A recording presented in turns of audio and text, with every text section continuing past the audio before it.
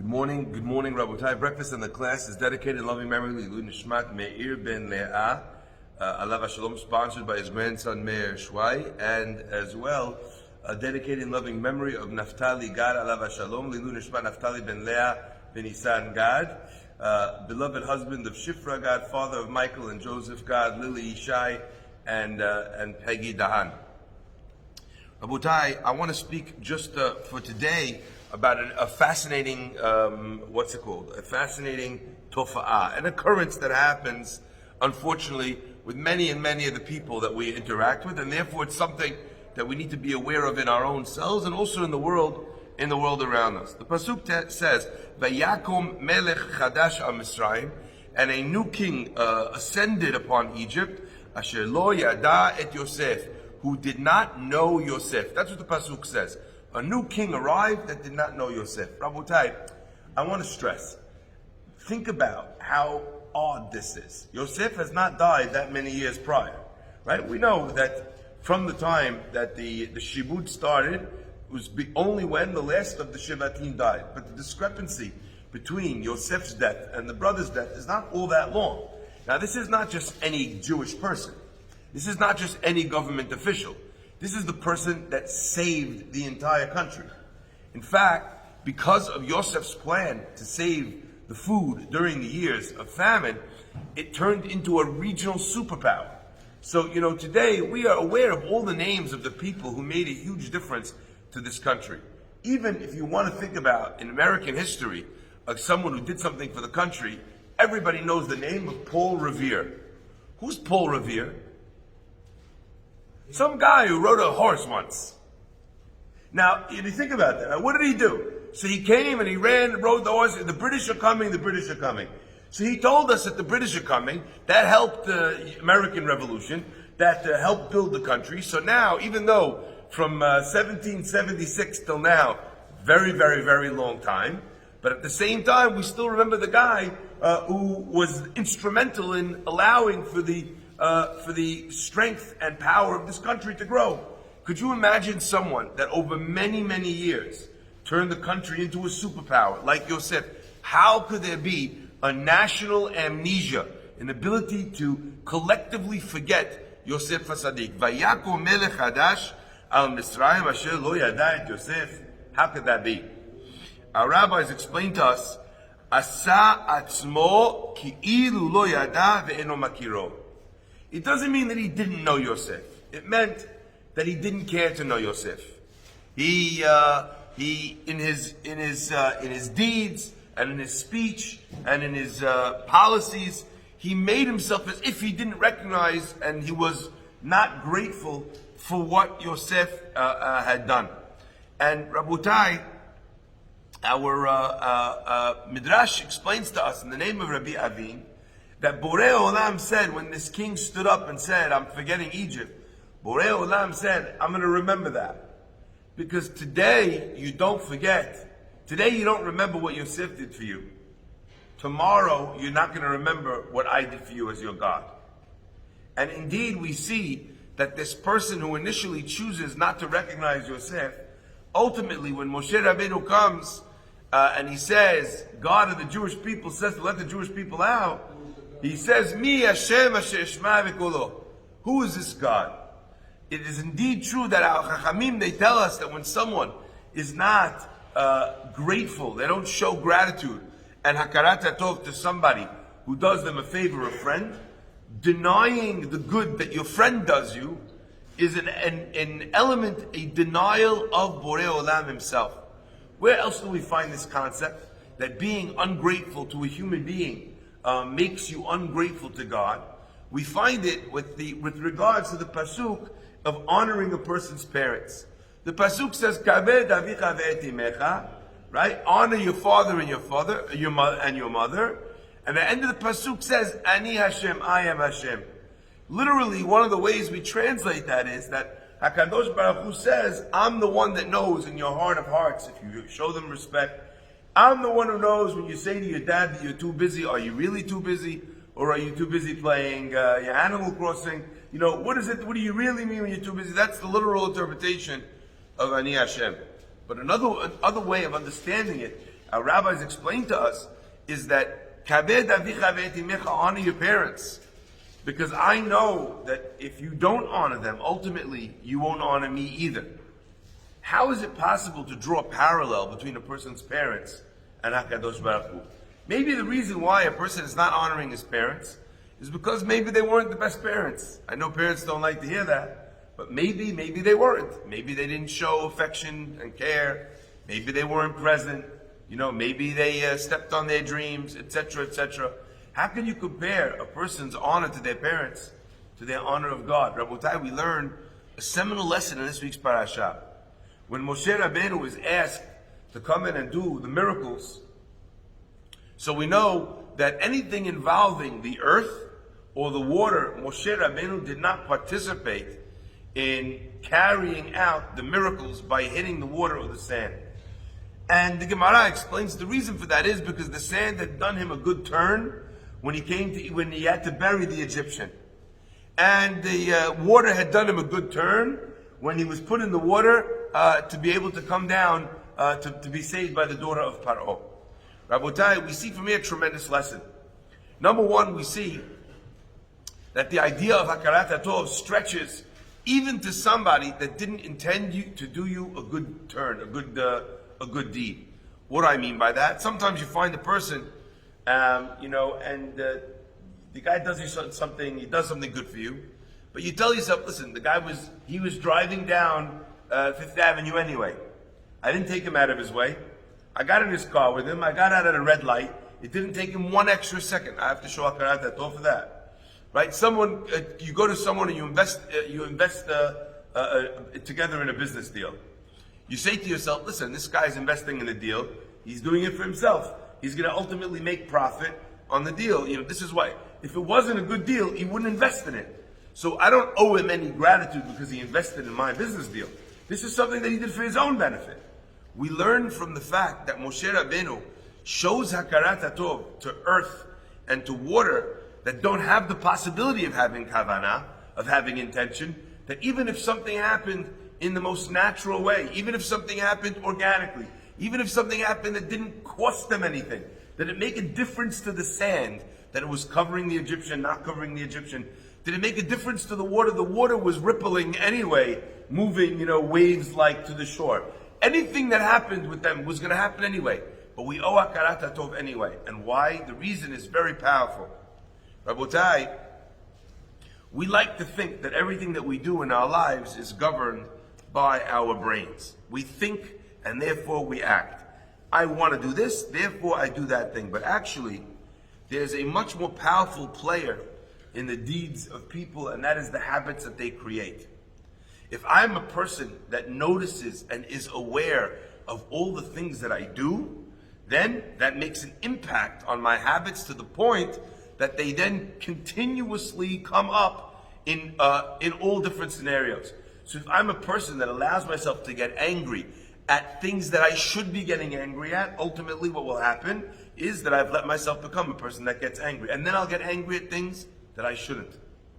Rabotai, if I'm someone that is arrogant over someone who's lower than me, eventually I will become arrogant over someone who is my equal. Eventually I will become arrogant over someone who is my superior. Because the habits of a person, they have a habit of repeating themselves even when they don't logically make sense. So when Moshe shows an act of gratitude to an inanimate object, to something that didn't intend to show him gratitude, that imbues him with the character trait of Hakarat HaTov in cases where it is relevant. So we have to be very careful on the habits that we bring about in our life, because they'll show up even in places where they shouldn't.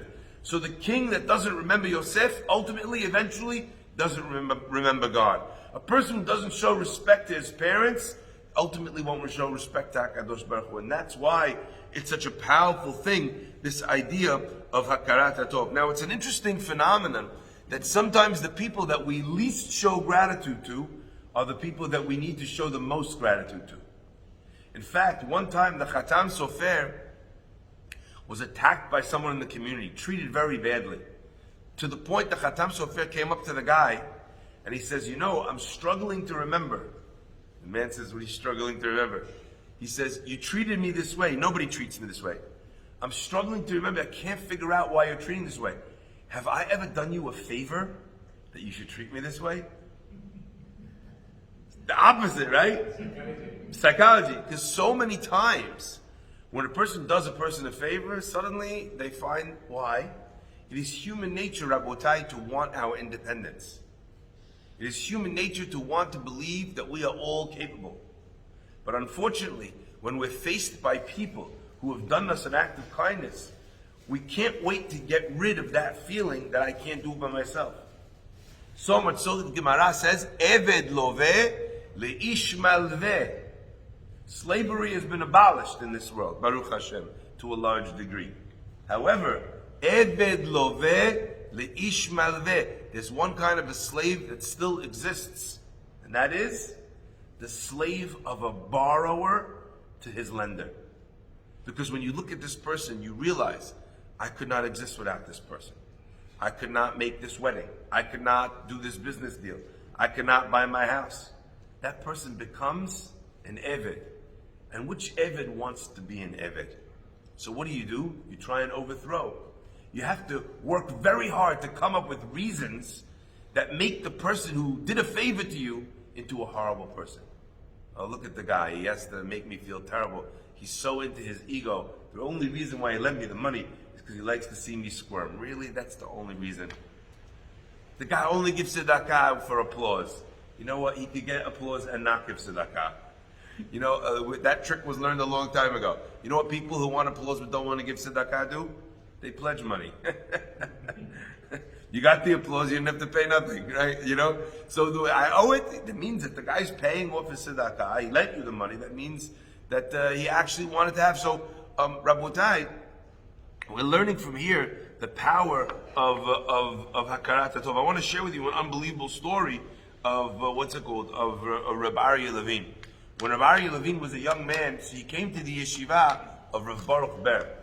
And Rav Baruch Ber realized that this boy was an unbelievable, powerful student. He had an unbelievable power to remember, to deduce. He was very holy, very pure. This was ultimately going to become the Tzaddik of Yerushalayim. So Rav Baruch Ber, the Rosh Yeshiva, took this little young boy and he started learning Bechavruta with him. He brought him under his wing. And the boy flourished tremendously. After a short amount of time, when they became very close, the student came to his Rebbe. Rav Aryeh came to Rav Baruch Ber and he said to him, I'm really sorry, I need to leave. He says, where you go? He says, I have to go, I'm going to another yeshiva. Rabbi was crushed. This is his student, this is his prized pupil. He had such hopes. They were going to study together for many years. He was going to raise him, he was going to mold him into the person, maybe even to take over his own yeshiva. He says, how could you leave? Why are you leaving me? The boy mumbles an apology, I'm really sorry. I feel like I need to go there. The rabbi is devastated. Rav Aryeh Levine said later on in his life that he could feel at the time Rav Baruch Ber was hurt. He could feel. And he knew that there would be consequences about the fact that a holy tzaddik was upset. And he says, and I lived to see and to taste the unfortunate events in my life that I can draw as a direct parallel to that moment. So they asked him, so then why did you leave? He says, I left because of Hakarat HaTov. He said every day, at the time, yeshiva students had no money. The yeshivas had no money. How did they survive, these boys? There was something called Essenteg. They would go to people's houses to eat. They would stay in people's homes. They would put them up in an extra bedroom they had. They would feed them like they were a member of the family. And the family would get the zechut of the Torah of this young man that they sustained during his years as a bachur in yeshiva. The family Reb Aryeh was with, they took a liking to him. They loved him. How could you not like such a wonderful young man? And one day, the father of this household sat Rav Aryeh down. He says, listen, young man, I see you doing really well in yeshiva. It's very important to me. I could see that you have a bright future. You're very smart. I want you to start studying, the sciences, medicine. I want you to start studying this, that, law, literature. You should really broaden your horizons. I can see that you're someone who's so bright, you could make a future for yourself, you could be a very big businessman. And Rav Aryeh Levine realized after that one conversation, he realized that if he stayed there, this would be a topic of conversation all the time. And he knew that this was not something that he wanted to do. He wanted to become a rabbi, a Rosh Yeshiva, ultimately like the leader that he did become. But he understood that this young man, this young father, it wasn't something that he valued truly and understood. So it would mean that all the time, the person that was feeding him, the person that was housing him, would be asking him for something that he was going to be unable to do. He said, for the sake of that alone, I could not remain in the yeshiva. I had a chavruta, Rav Baruch Ber. But how could I take from someone, and take from someone, and take from someone? And when they asked me to do something, not do it. I had to remove myself from that situation. I had to pay the price of the wrath, of the upset, of the hurt that it caused my rabbi, because I knew that my rabbi would understand that it was coming from the right place. Rabotai, such is the requirement of a person in Hakarat HaTov. You know, I'll end with this. It was once a young student that was approached by the Mashgiach, Rav Chatzkel Levenstein, who was a giant of Musar, you know, in character development. His Sefarim are unbelievable. You can read them still today. They are fantastic. He calls a student in and he says, could you please ask this and this boy from the yeshiva, could you ask him to go get me my coat?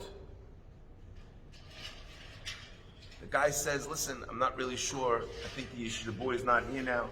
I think he's in the dormitories on the other side of town. He's not in the yeshiva. He says, but Rebbe, tell me where your coat is. I'm more than happy to get it for you. He says, no, it's downstairs.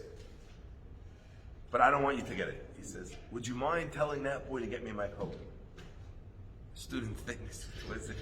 He says, Rebbe, your coat's downstairs. You want me to go across town to tell the guy to come back here to get the coat? He says, the rabbi says, I'm not in any rush. Not in any rush. He doesn't need to come now. Whenever he comes, let him bring me my coat. Whenever it is. The boy's rap. But I'm here. I'm happy. I want to go get it for you. I would have to go get the other guy. I'm going to get it for you. The rabbi says to the boy, he says, thank you so much for offering. He says, but you don't understand.